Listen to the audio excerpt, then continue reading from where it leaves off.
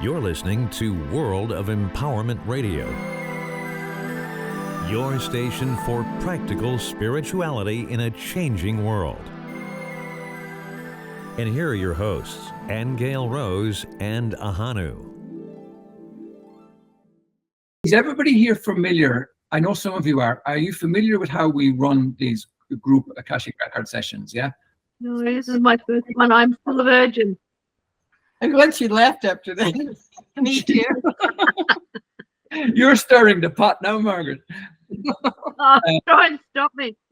What we do, Aingeal Rose is not in a trance when she's doing this. She's in the Akashic Records. So she's not speaking to entities or authority figures. She's speaking directly with Source through the Akashic Records. So in that way, we have found over the years that there's a purity of information. There's a reverence for the knowledge and the information that she downsteps. She says a prayer out loud first, and then she says two parts of the prayer silently to herself. So do be quiet for that. It's probably about 30 seconds maybe while she's saying the second part of the prayer. And then we open the floor to your questions. And we'll do it by way of a little round robin and have your questions ready to ask. I do have my own questions, like I say, all about Father's Day and so on. So you can just be in the round robin. I'll be in the round robin, yeah. We'll go around as many times as we can within the time frame. So that's the formalities, really. Let's begin, yeah? So we start with Aingeal Rose and the prayer.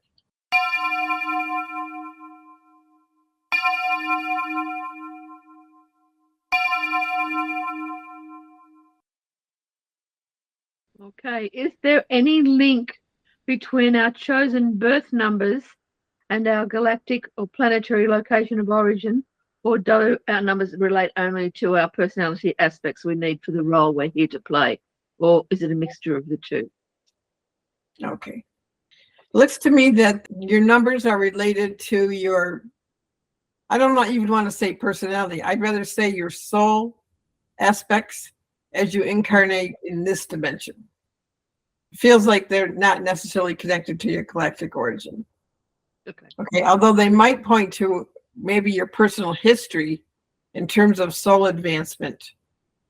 Okay. And maybe your mission here on Earth this time. But I don't believe they link to a particular planet or anything like that. Lovely. Thank you very much. Okay. Yeah, I did get a link to a star system, but not necessarily a galactic origin. It's more as it steps down into incarnation on Earth that it becomes relevant. Okay, Francis. I have a lot of questions about the 3 and 5D, but one question. After the 5D shift, will there still be less consciously evolved or evil-minded people in society who create problems for humanity? Well, for those who do shift to 5D, there is none of that happening there because those particular people wouldn't vibrate to the level of 5D to even be there. It does say that not everybody's going to shift to 5D. There'll be some people who just maintain a current consciousness reality of Earth. But are they in one place? I mean, these people that's not evolved and those evolved, or is it different levels, spiritual levels? I still don't understand this, 5D thing. Yeah, that's okay. I think it's more a state of consciousness. Like, in other words, you're not necessarily going to see physical Earth disappear into something else, but you will see consciousness shift. It's one of the reasons why we did the quantum jump to your advanced self yesterday, because I wanted you to start to feel what an advanced self feels like that's not in 3D reality. Okay? It's really an internal shift that happens first. So for people who don't do that, there will be a 3D aspect of Earth that remains the same, which is just as it is right now. Okay. But for people who shift into 5D, it will encompass a greater sense of unity consciousness. It will also be connected with people who are also of unity consciousness. So things will be happening on more spiritual levels, okay, which will change. I mean, keep in mind, everybody, that anything you see outside yourself is a mind construct. I mean, our 3D Earth that we've created is a mind construct. Any aspect you see of yourself is a mind construct. So when you start to shift your perception of reality outside yourself, it's going to shift as well. People who are in like a higher consciousness don't necessarily see the same things that third dimensional people see. So try not to think of it as we're physically moving to a new place. It could just be that what you see outside yourself becomes more ethereal, becomes more loving. Matter seems to shift quicker. The thoughts in your mind create different outward appearances.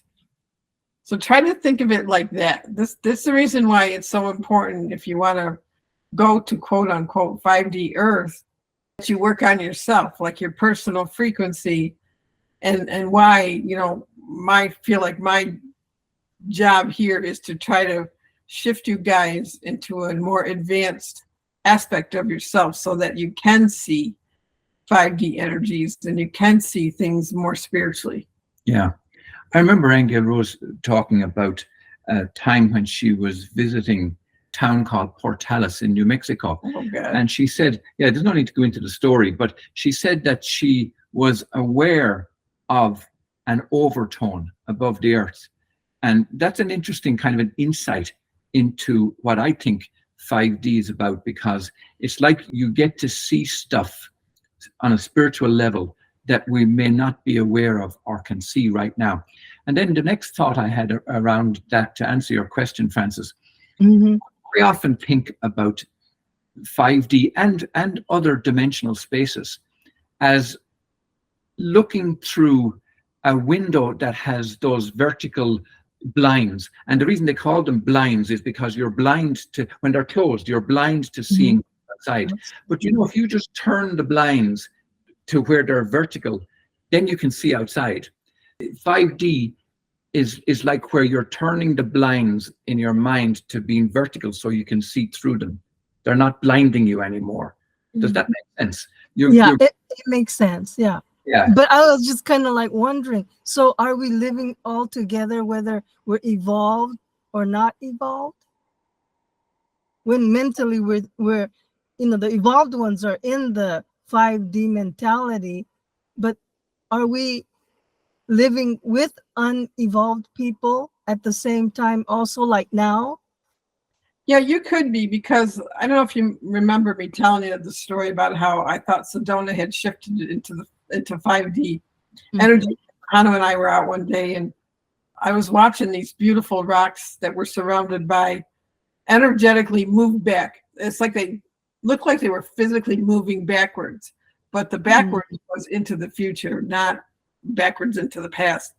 But here we were parked in front of a grocery store, and I'm watching the tree in front of my car be in 5D, and it was, the difference is it was happy, it was loving, it was totally aware of every other tree in its environment. But at the same time, this guy walks by on a cell phone and he's cussing up a storm. He's like, you know, that F and this, that F and that. And, you know, I remember saying to myself, in 1 second, I'm looking at this beautiful, loving energy. And the next minute, here's somebody who's not in 5D, obviously, because it's still, you know, swearing at this one and that one and blaming this one and that one. So I think it could be that maybe we don't see each other exactly the same way. Yeah, it's more about an awareness. We are all one. So it's not like there's a separation in terms of them and us, because that's what 3D is. 3D is them and us. We sometimes see ourselves as the victim and they're wrong and we're right and all this kind of division. In the next dimensional space, that division no longer exists, but it's an awareness that everything is part of you and you're part of everything. And the judgment about it diminishes. It doesn't mean that negative people or negative entities or whatever don't exist. It exists, but your awareness of how love transcends it all and how the unity of it all is paramount, that's the difference. Does that help? Yep, it helps a lot. Yeah. Yeah, good. Okay. Thank you. Okay. It's a good question, Francis, because it kind of dispels the idea that people have that somebody's going to come and save us. Mhm. Some ship is going to arrive and we're all going to board it. And it's going to take us to a different Yeah. place. Mhm. Okay, so that's not how I see it.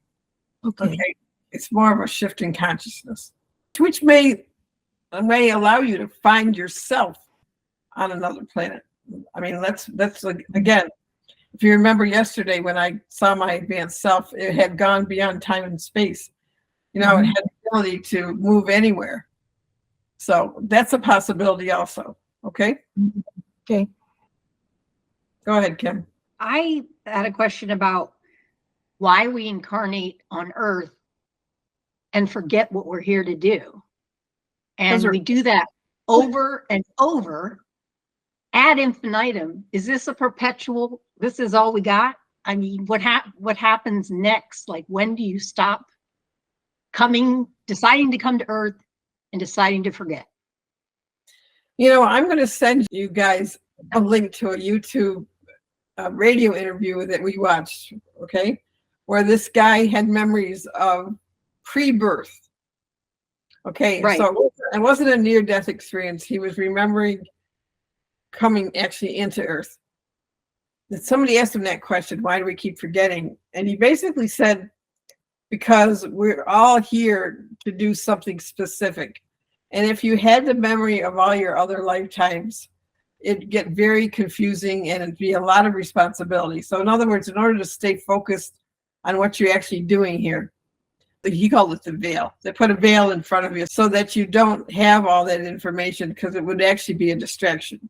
What he saw was that he had a choice whether to come back to Earth. And he did describe Earth as the densest possible place you could come.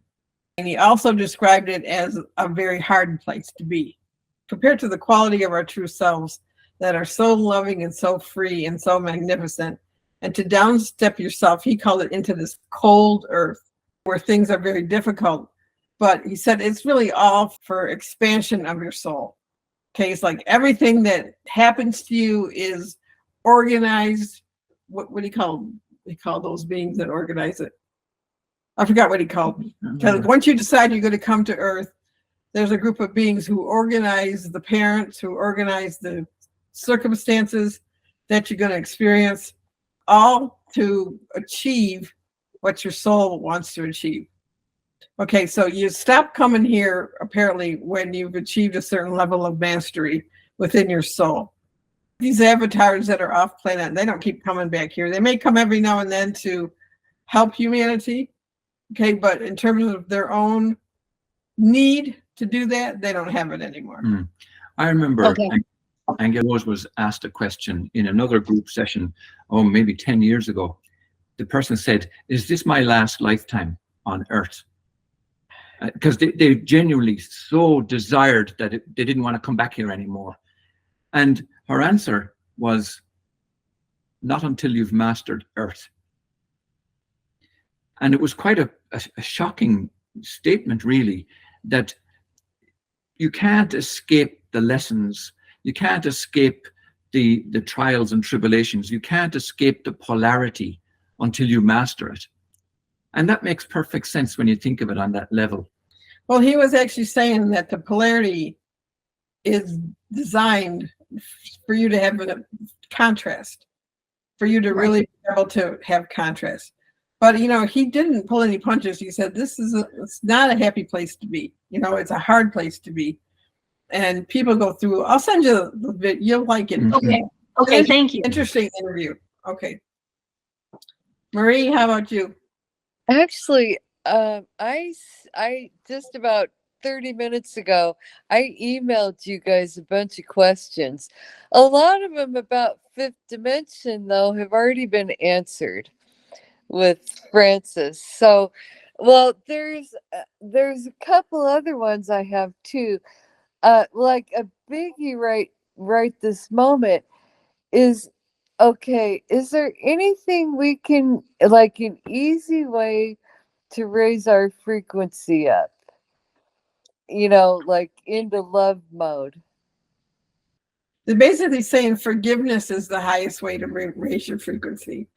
Okay. Okay. I remember when Naha and I were doing a walking on hot coals thing. Remember at the Unity Church? Mm. But before we did that, we are all in the classroom and we all had to make a list of everything we hadn't forgiven. And I thought, oh, there's not too much I haven't forgiven. But lo and behold, I had pages and pages worth of Right. And these questions are more again. stuff written down. It's like, holy cow, I can't believe this. So forgiveness is a biggie, really, because anything we haven't forgiven keeps us in a low vibration. Course in Miracles says forgiveness is the key to happiness. Yeah. And there's even the big issue of forgiving the world. And this is a big deal because it's really a big deal to forgive the world. And it's a hard thing to do. And that's part of that raising the frequency, because if you can arrive at that level, it's like that's automatic entry into 5D when you're forgiving the lower level stuff. Well, again, but you have to keep in mind that you're living in a mind construct. So no matter what you see out there, it's an illusion in the sense that it's mind created, right? So anything that's created with your mind can be undone by your mind. Like if you want the outer reality to be different, you've got to change your beliefs in what you're seeing. That means we have to let go of our ideas of victims and victimizers, and this one's evil and this one's good and this one's deserves to die and this one deserves to live. I mean, we have to let go of all those beliefs, because as you move into higher and higher dimensions, what you experience is more and more pure love. Okay, where there is none of that. Okay, so to raise your frequency, simply make a list of what you haven't forgiven and burn it in the fire. Yeah, right. That's a good idea. Yeah. Okay. Surely. What are some of the things that, as a race, that we've got to go through yet? I mean, is it the solar flash or Okay. etc.? Well, you've got to go through a lot more earth changes, a lot more earthquakes, a lot more volcanoes, a lot more floods, climate changes, cold temperatures, hot temperatures. You've got to go through tests to your immunity. A long time ago, when I used to see earthquakes and the earth would open up, Source would tell us that viruses and bacteria are being released from under the earth that have been there for millions of years that we haven't encountered yet in our particular realities. Yeah, from melting glaciers and so on. So you'd have to be stronger physically. The sun is going to continue to emit solar flares and bursts. Some will knock out satellites. Okay. You're going to have your magnetic field continue to weaken. And when that happens, you start to lose your memory. Actually, well, the magnetic field holds physical things together. So you might see things dissolving, usually things that are artificial. We've got more AI technology to deal with in the future that could get a little strange, bordering on, what Source warned us years ago about technology. That's going to have to be monitored in some way. So you're going to see advances in technology and science that are incredible, but also can be very dangerous. We've got all that to go through yet because we haven't sorted out our motivations as a race. In other words, to move into like higher dimensional frequencies, our motivations have to be purified. And that goes to the highest levels of science, technology, governments, where motivations still are pretty corrupt. So we all have all that to go through yet. Physically, in terms of a solar burst or micronova, it is predicted. I actually think the sun is holding off on that. And why I say that is because the sun looks like it's a being that makes its own decisions on when it's going to do those things. And it is due to have another microburst. But it feels to me that it's deciding to hold off a few years on that. So the jury's kind of out on that one. A lot of purification still has to happen. Inward purification, outward motivations, new systems have to be created that are actually healthier for the whole human race. New sources of energy are still to be discovered. So there's a lot to happen yet.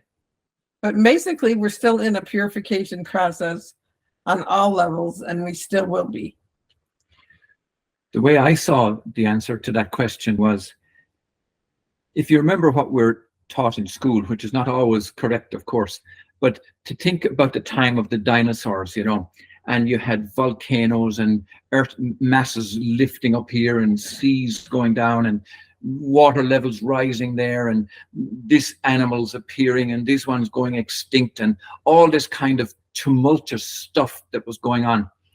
And I feel that in another way, that is yet to come for us. Huge changes on all these kinds of levels. And as Aingeal Rose was describing there, and it will feel as if it's like a whole new earth is being created because of the enormity of the changes. There will be people rocketing on spaceships to Mars. So there will be colonization happening on the moon and Mars. So that's yet to come as well. And you can expect that a lot of people will leave this earth because A, they're ready to leave, B, it's time to leave, and the circumstances are set up so that they will leave. Okay, so we're seeing them make a mass exodus of people, and truthfully don't know if I'm going to be around. I mean, I thought about that, and I'm like, well, I could go just as easily as anybody else. I don't mean, and I'm not really holding on to either reality. Because we are in a drastic time of shifting, and that's shifting on every level. And also, the cycles are such that we're up against cosmic cycles that have repeated themselves every so many thousands of years. And certainly micronovas are in there. Okay. Did that answer your question? Yes, she said yes. Okay. So I guess it's a Hans Father's Day question time. Yeah. Well, if I can lump two questions into one, because the first one is, what is Source's definition of father? And my next question is dependent on that. What is Source's definition of father? Okay, hang on. Well, father actually means head, according to Source, okay? But it doesn't mean head in terms of a hierarchy. It means head in terms of a function or a purpose, okay? Somebody who overlooks, who oversees, somebody who is the protector, okay? Someone who is responsible is really what he's saying. It's the source of safety. In other words, that title, father, means somebody who is safe, safety, responsible, protective, looks out for. So there's a huge function attached to it. Okay.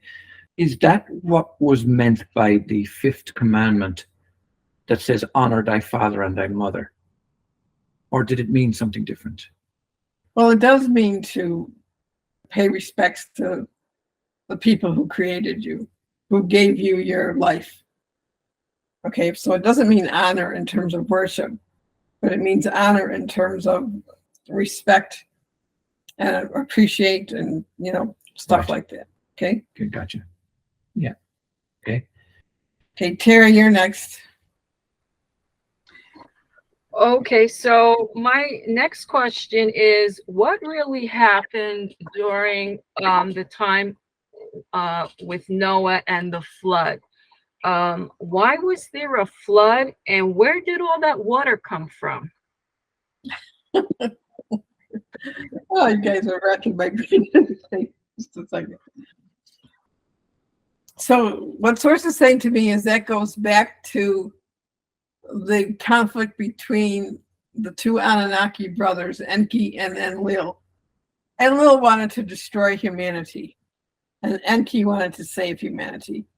So it really had nothing to do with God's source itself. It had to do with those two brothers, one wanting to wipe out the human race and one wanting to save the human race.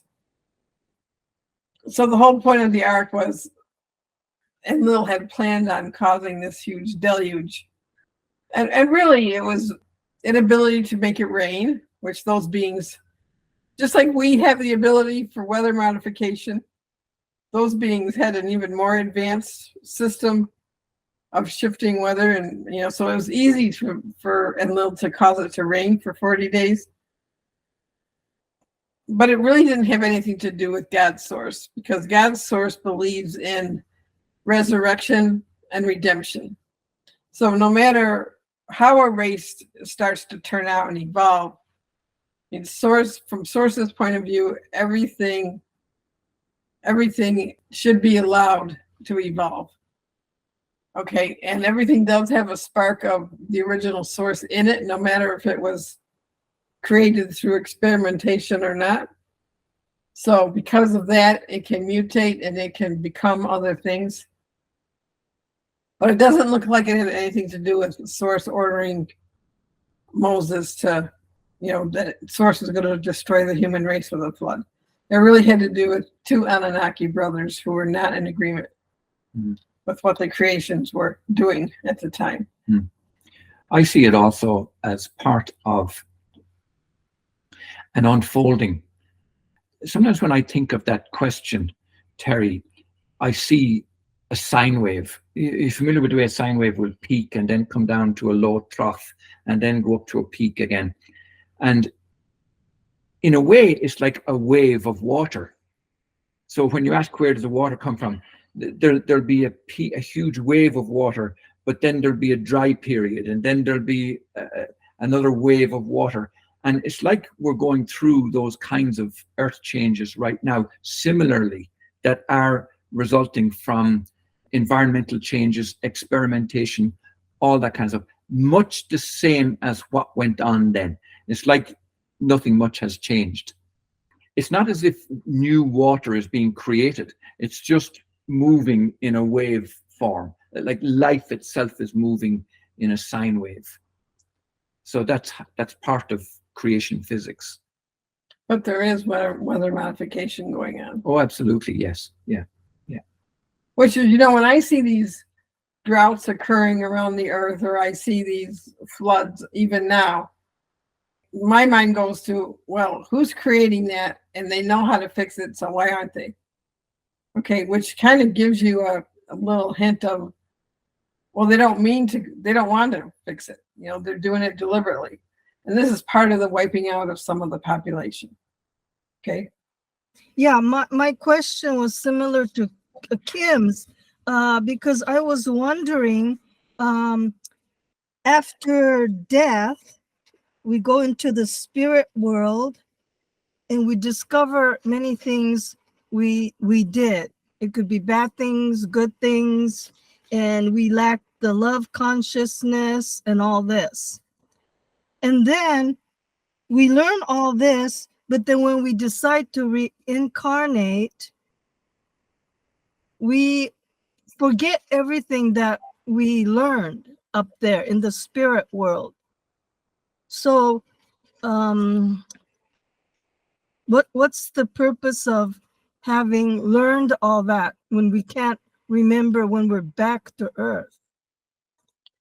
Well, you have to keep in mind that you don't lose the gifts that you've gained from lifetime to lifetime. So whatever lessons you've learned or whatever you've gained, your soul still retains that, first of all. You don't forget that. You still commit to those gifts. However, like they say, the reason you forget is to keep your mind focused on what you're here to do this lifetime.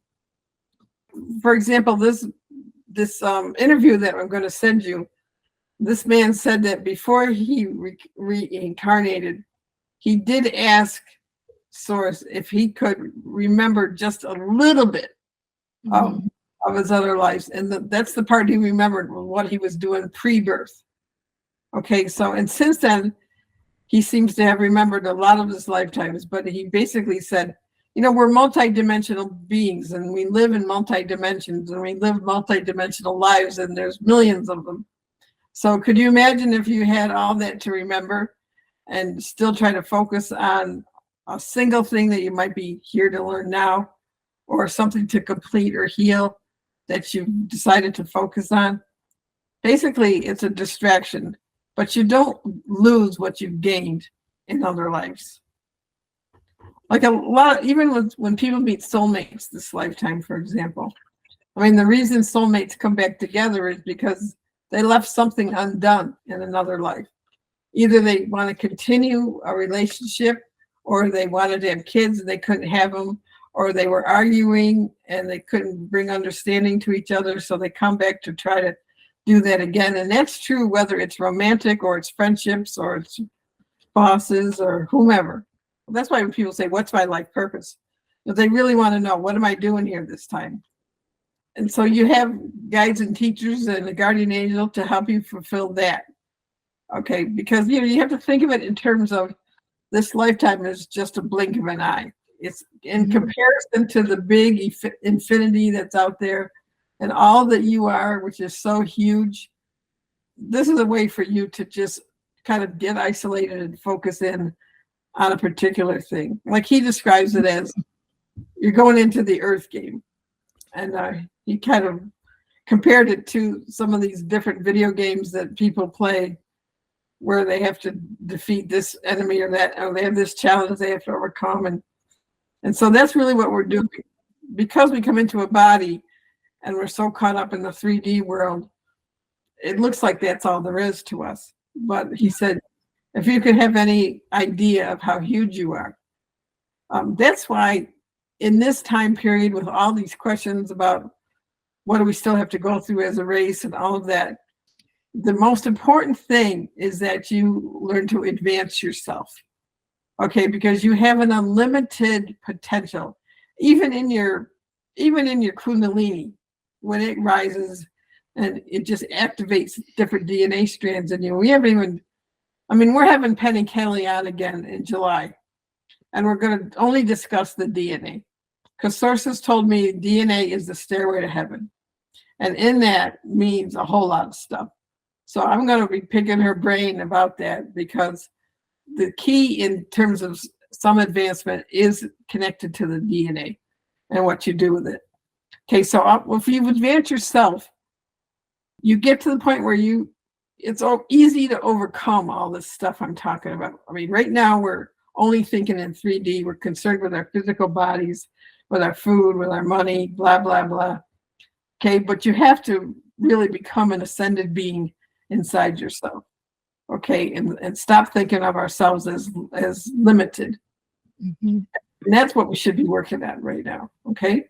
Okay, and so I also think that the reincarnation takes a long time to, it does, but to continue. But not everybody comes back to Earth either.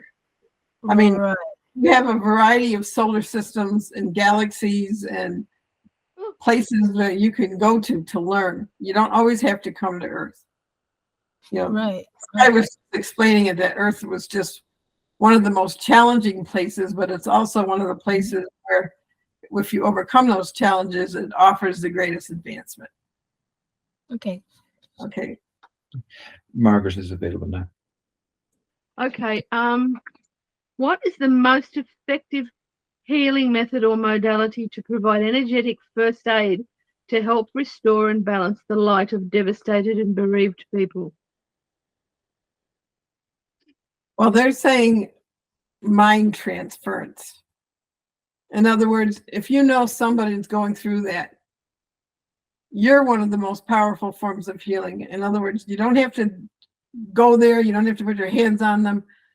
Close your eyes and picture them mentally and affirm the truth of them and send it mentally to them. Okay, because your mind is the biggest, most powerful form of creation in the universe. Okay. So, what I'm hearing really is it's not complicated. It still all goes back to we make it complicated. We think we have to invent all these methods and these ways. And the truth is your mind and your intention towards somebody is the greatest form of healing. Fabulous. When Aingeal Rose was talking about growth of awareness earlier on, the more we become aware, the more also gets released the awareness of the extent of negativity that's going on.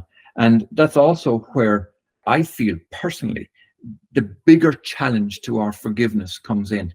When I mentioned earlier about forgiving the world, we think we can forgive stuff now.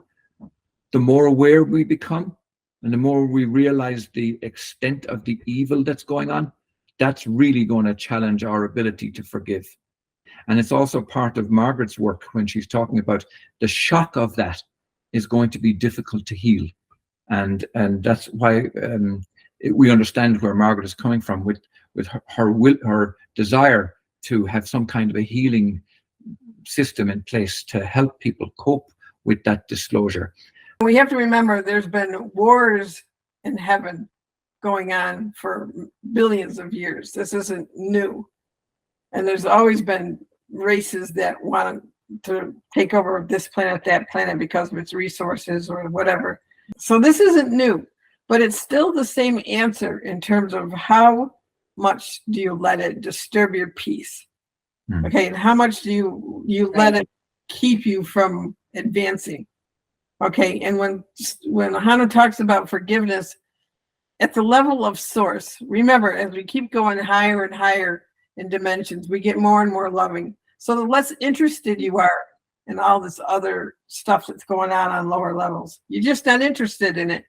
You stop watching the news, you stop paying attention to it. This one said this one said that. Who cares? You're interested in your own advancement. And that's what we're being asked to focus on. Because otherwise, if you believe that these other things have more power than you have, okay, then you succumb to the negativity. Okay, go ahead, Marie. Well, to be honest with you, you guys have already answered all my questions. I mean, because I was wondering about 5D and how to raise my frequency. So I'm just going to if anybody else has a question, you can go for it. Well, let me just address that real quick for you, Marie. We often find when we go into these sessions that the very first question might collapse a whole bunch of other questions. We found that countless times from the level that source answers it. Yeah. What did Jesus, the risen Christ, his DNA create for us, humanity and the earth? Well, I'll tell you a story, Shirley, from long ago when I was a daily meditator, okay? And every now and then Jesus would come to me. And what Jesus said to me one time was, my blood is the scent of red roses. My blood is the scent of red roses, okay? And he showed me the crown of thorns spinning and basically telling me that his whole DNA and his blood had become so purified that his DNA was a golden spiral. Okay, which meant that it was at the highest level of evolution it could ever be at. So, Jesus did have children. That was one of Ahana's questions. He did have children, so he did give that DNA to his bloodline, which now is in all of humanity. The potential for that is in all of humanity because the bloodlines didn't remain completely segregated and pure throughout history. So he imparted the potential for that inside each one of us. And that's the other reason why I want to have this discussion with Penny, especially since the source told me that the DNA is the stairway to heaven, which has a lot of implications in it. We'll kind of have to wait to have that discussion to get the actual details. But that risen frequency has really turned into a pure gold liquid light. When I used to do a lot of psychic surgeries on people, I'd be bothered by entities that would come in the room and start to mess with me. Like they'd actually hit me on the back and they'd try to distract me from what I was doing. And Jesus told me the only way around that was how to get rid of an entity was to call on the blood of Jesus Christ. So it wasn't like call on Jesus Christ, it was call on the blood of Jesus Christ. As soon as I would say that, these entities would hightail it out of the room.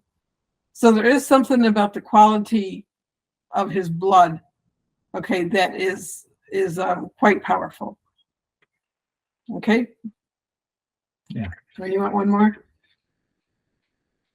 No, because like Marie was saying about the collapsing of questions, I did have a few questions about Jesus, and you did indeed answer it. And maybe we could finish up with about when Jesus speaks about the Father, and we're not going religious on this now, right? Just broadly, when Jesus talks about the Father, and you mentioned about Jesus being a father, is there some quality about the Father that Jesus talks about? And I know you mentioned about head and authority and all of that, but is there like a love quality about fatherhood that What do you mean that Jesus talks about? That Jesus talks about, yeah. In terms of his Father, Heavenly Father? Heavenly Father and the lineage of fatherhood. In other words, like our Father's missing something that we could bring to the world as men, as fathers. Yeah, they could be more loving and less self-serving. So if you think of mothers, for example, right? Mothers are usually very self-sacrificing, and they care about their offspring and they're devoted to their offspring, where men, basically, they've done the sex act, they've contributed to the child, and they don't necessarily all have that loving factor. Right. So I'd say a balance of male and female energy is what's required to be a good father. Right. Yeah, that makes sense. That good answer. Okay. All right. Let me read a quick summary of what we've covered today. We are going to have to do a whole other section on fathers, because I've got a string of questions that we never... He wants to get into the sperm and all of that, you guys. Well, let me tell you the kinds of questions I wanted to ask was, if a man does not father children, has he failed in some way? And what happens to a soul's destiny if a father is not a good role model for them? And is the male sexual drive purely for procreation or for the experience of family love? And what about the effect of abortion on a father? The father has donated to the creation of this being and then it's aborted. Is there some kind of spiritual knock-on effect? I'd like to know about that. And what is the effect of a sperm donating father? Say anonymous donation, does whatever happens to that child in the future, the father doesn't know about it. Is there some spiritual connection there? I know some of the answers, literally. Yeah. But anyway, and it's another session and we will address it because they are good questions. And what happens to if a man's sperm fails to fertilize? Like what happens spiritually to that attempt? Do you know what I'm saying? There's a bunch of really interesting questions there that I'd love the answer to, but we'll have everybody prepare questions related to fatherhood for our next session. Okay. Okay. So the answer to my questions about fatherhood, Aingeal Rose mentioned that it meant head, overseer, protector, a responsible person, and a source of safety. Terry's question was about Noah and the flood and where did all the water come from, and we spoke about weather modification and that kind of thing was nothing to do with God's plan. Margaret was asking about birth numbers and its connection with place of birth, and that yes, origin. Yes, and that it is related to mission, but not necessarily to your galactic origin. And her second question was about the most effective healing modality, and Aingeal Rose mentioned that you are the most powerful one to affirm the truth. Mind is the most powerful force of healing in the universe. And then we had Marie's question, is there an easy way to raise our frequency? And Aingeal Rose downstepped that forgiveness is the key to happiness.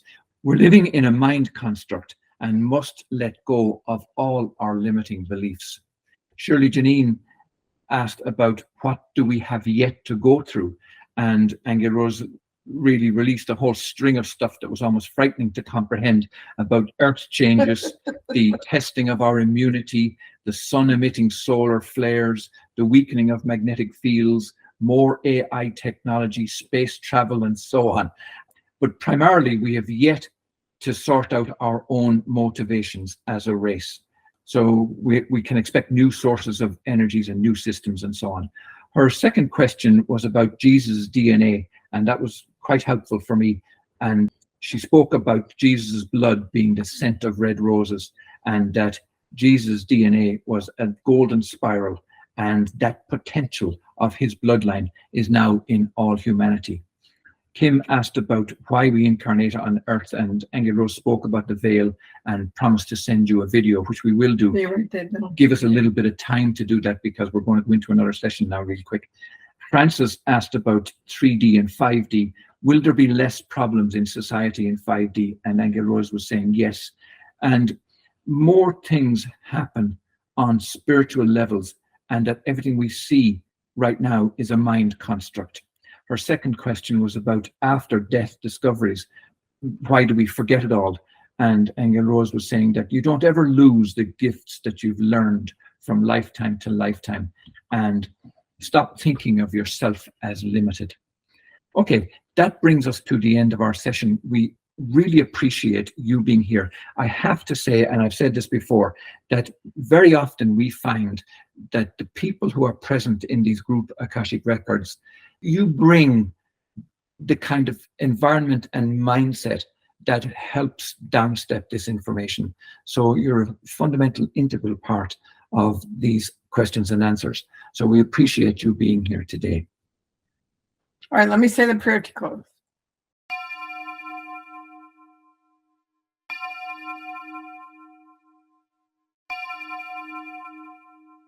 All right, till next time. Love you guys. We love you. Take care. Next ground Love down you day. too. Thank you. Bye-bye. You can subscribe on iTunes, Stitcher Radio, and on our website at worldofempowerment.com. Don't miss an episode. Hit the subscribe button now.